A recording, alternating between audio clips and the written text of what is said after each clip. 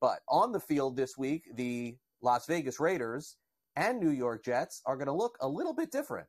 And the reason why is because they finally consummated trade, as Devante Adams is reportedly headed to the Jets. And in exchange, it's a conditional draft pick, a third-round pick, goes to the Raiders for Davante Adams, and it could become a second-round pick if Adams ends up being first or second team AP All-Pro, or if he's on the roster for the AFC Championship game or Super Bowl. So that won't be the Jets. It would have to be another team. Maybe that's the way that they get that pick too.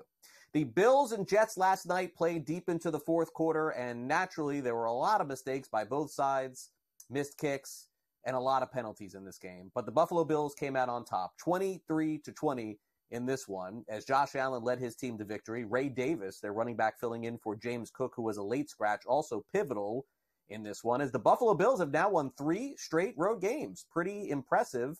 And Buffalo still looking at a potential AFC East crown. Remember, at the beginning of the season, it was thought that the Dolphins or even the Jets could potentially challenge for that. But as of right now, Buffalo's opened up a couple-game lead in the division. And Sean McDermott, head coach of the Buffalo Bills, supremely impressed with going on the road, division opponent, and winning yet again.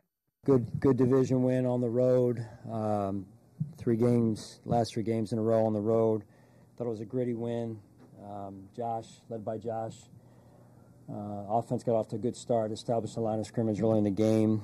Ray Davis really stepped up in James's absence. Thought he ran tough, ran physical, protected the ball. Red zone offense, red zone defense, a big difference in the game. And then Taryn with a great play at the end, and T-Rap had another great play breaking up the pass in the end zone there. We've got a lot to clean up. We've got to be more disciplined. We can't beat ourselves. Situational football, we've got to go back and re-examine the situation at the end of the half with the sideline play. We were defending the sideline with the potential for the field goal, and left a Hail Mary check to a Hail Mary. And so we've got to go back and re-examine that as well. So a lot to clean up, and we've got a short week to do it. And the New York Jets have a lot to clean up too. They fall to 2-4, although they will have now Devante Adams in Aaron Rodgers' backfield and front field as wide receiver. And so naturally he and Garrett Wilson are an excellent tandem. But that wouldn't stop the fact that Rodgers believed last night penalties were one of the big reasons for the disappointing outcome in the game, including penalties that were called against the other team and his own. Yeah, it seemed a little ridiculous. Some of them seemed really bad, including the roughing the passer on me. That's not roughing the passer. I was going to play sarcastic the ball if we're going to call those things. And I thought the one on Kinlaw was not roughing the passer either. So, nothing. We had chances. We had a walk-in touchdown with Braylon. And we had a phantom holding call. Had a chance with G twice. So we had our chances. Well, I think there's concern, but that's important. We need to get going. This was a golden opportunity. Some games you win in the NFL, and some games you give away. This was a giveaway. We're terrible in the red zone. Missed 2 field goals. Didn't convert on a 2-minute drive. We had plenty of chances. Had the momentum. Had good drives. Moved the ball up and down the field. So disappointing. The New York Jets, of course, with the big trade for Davante Adams. We'll see if that helps them down the road. Now, the New York Mets did not need any help last night. They put a 6 spot up very early on the Los Angeles Dodgers, who went with opener Ryan Brazier. It did not work out well. Dodgers go on to, of course, fall in this one to the Mets, 7-3. Lots of run scoring early. Dodgers definitely had their opportunities late in the game, but a couple of key moments inducing double plays.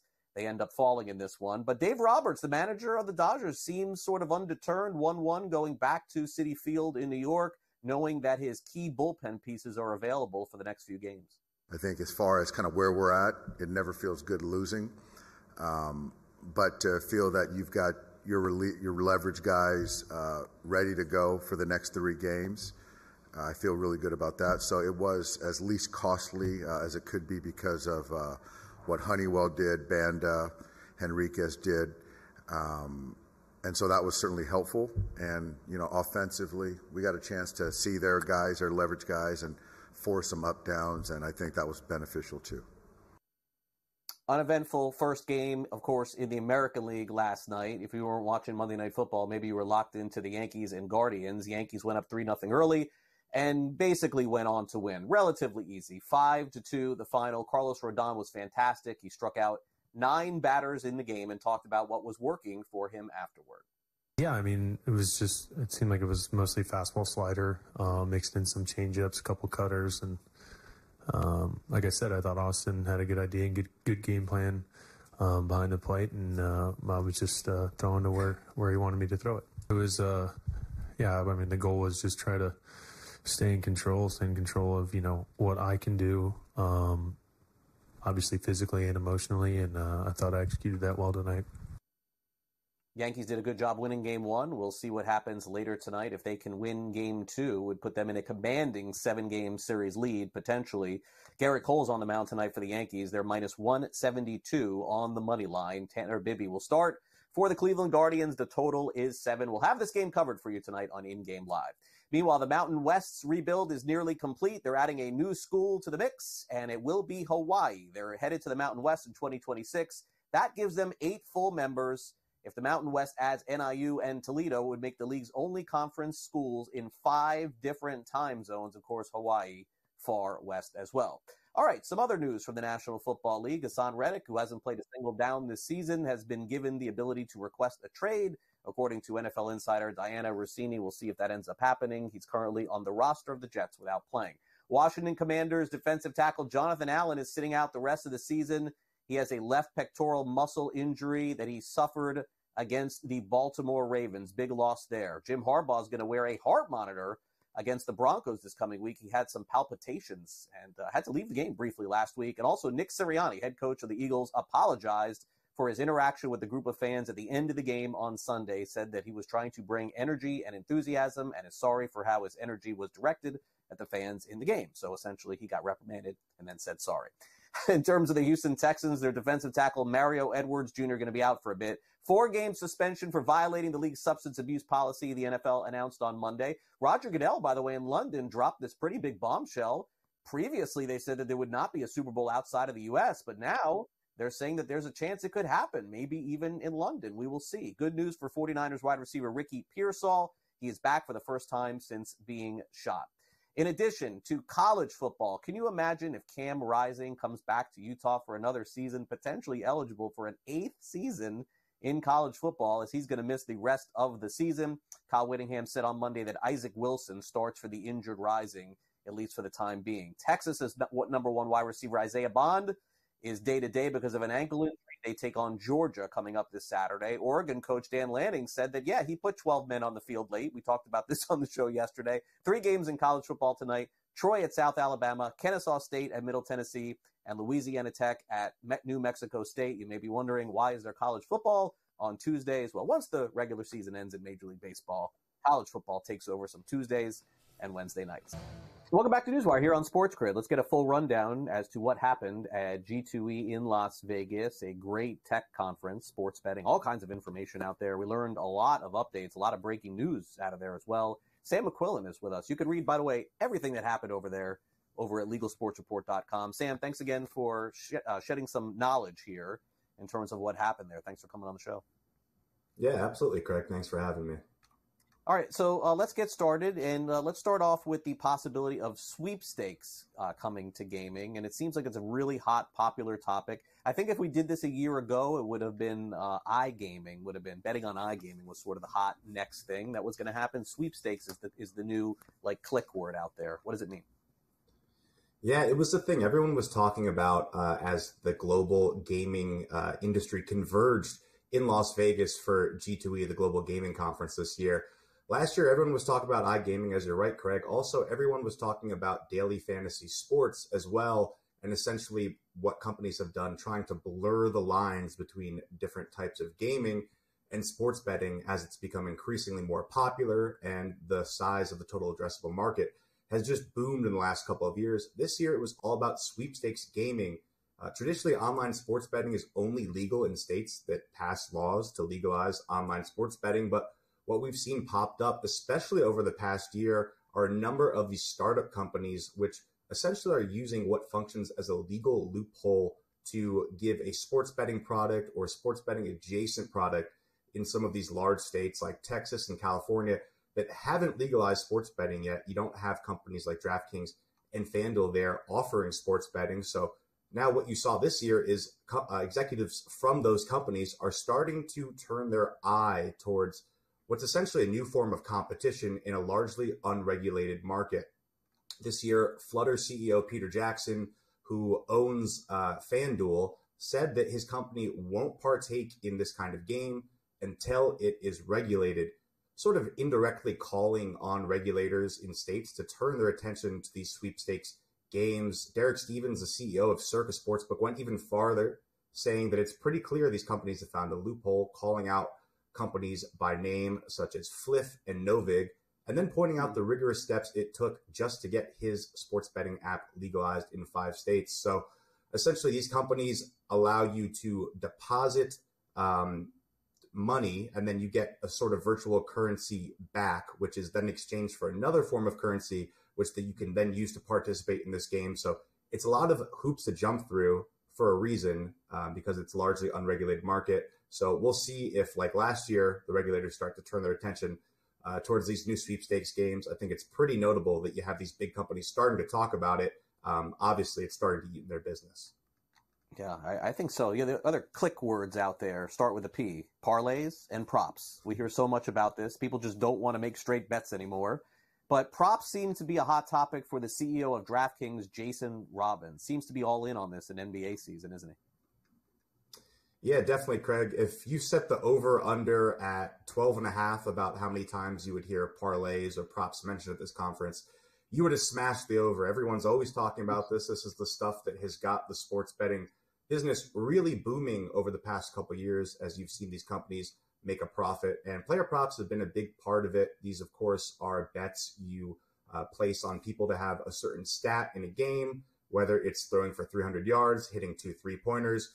DraftKings CEO Jason Robins said he wants his company to be the preeminent place, the preeminent app that you bet on player props this NBA season. They're really popular with football, but he was talking about wanting to roll that success over to other sports like the NBA, where it is very player focused. You have fantasy, you can see the players' faces, they're not behind helmets. And it's a really cool way for these companies to try to market selling a narrative while you watch the game. You can also bet on different things you think will happen. Flutter CEO Peter Jackson also chimed in saying that 50% of all FanDuel users who bet on Monday Night Football last week were betting on same-game parlays. That's while parlay legs have gone up about 5% on average, essentially meaning that the bets have gotten harder to hit and the payouts have gotten bigger, but people seem to keep betting on them anyways. He also talked about a new feature that FanDuel is going to unveil in the coming weeks, which is going to allow you to set your own alternate lines on different player props.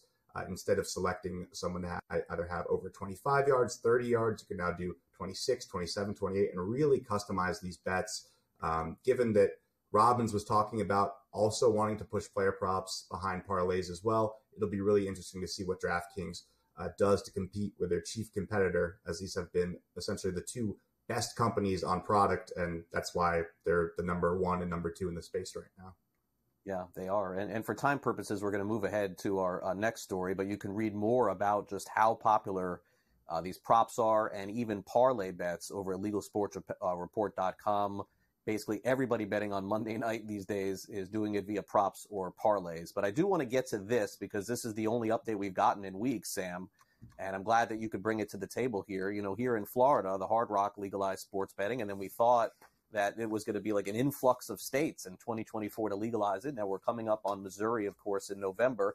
No discussion whatsoever about the state of California in a couple of years of getting closer to legalizing sports betting. But I know that was a hot topic also at G2E. Did it seem like any progress is being made there? Yeah, with not many states left to legalize, you're kind of still looking at the same ones you've been looking at, which is California, Texas, and Florida. The really big markets, they did touch on California a little bit, Contessa Brewer, NBC asked Jason Robbins about California, he said ultimately that's going to be left up to the tribes. DraftKings and FanDuel had tried in the past to sort of circumvent the tribes with the failed ballot initiative a couple years ago, but now they've kind of been owning up to their mistakes, saying we really have to work with tribes to understand what exactly this has to look like, has to be on kind of all their own terms. DraftKings is taking more of a wait and see approach from what I gather, while FanDuel is working behind the scenes, trying to mend those relationships. And then on Florida as well, it has the monopoly there with Hard Rock, but their CEO did come out, Jim Allen, this week saying that he is open to essentially opening up the door to other brands like DraftKings and FanDuel to get in the state. Now, you might wonder why, if you have a monopoly, you would want to allow more competition in, especially more competition that has done sports betting, quite frankly, a lot better than Hard Rock has across the country. This would essentially be some sort of partnership where they get a percentage of the revenue for allowing DraftKings and FanDuel into the state. He said he sees a lot of value in the brands themselves, the customers that they bring, to essentially grow sports betting in the state where it's just a monopoly right now. But for the time being, these states are going to kind of be, status quo. We'll have to wait for the next legislative sessions, but there's no doubt that this will be what the industry is watching in terms of next states to legalize as we turn to 2025. Yeah, Hard Rock running out of new people, Sam. That's the translation there. Move them on over to FanDuel and DraftKings. Give us some money back. That's the easy translation. All right, so the Major League Baseball Players Association. I want to be clear here. This is not Major League Baseball. This is the Players Association. All upset over the last few months seeing pictures of their players posted on all the sports betting websites. Fanatics is the first one to come to an agreement, but it's a non-exclusive agreement with the Players Association. So why do you think this happened? Was this a matter, Sam, and I'm guessing here, of them getting sued and saying, all right, we'll give you some money here and then we'll do some sort of agreement? It kind of feels that way. I'm not saying that that's what happened here, but why would they accept a non-exclusive agreement to do this? Yeah, it's all about money, Craig. They sued a couple companies a couple weeks ago for having the likeness of players on the apps. When you bet a player prop, seeing Aaron Judge's face, Shohei Ohtani's face, you no longer see that in all the apps. Now, it's no coincidence. A few weeks later, they then sign a non-exclusive deal, like you made sure to mention, with Fanatics, so they can start doing that on their app. This is essentially just a move for them to get money from the other sports books, which I'm sure will be next in line to sign these kind of deals. All right, Sam. Great to see you again. Thanks for coming on the show. Absolutely. Thanks, Greg.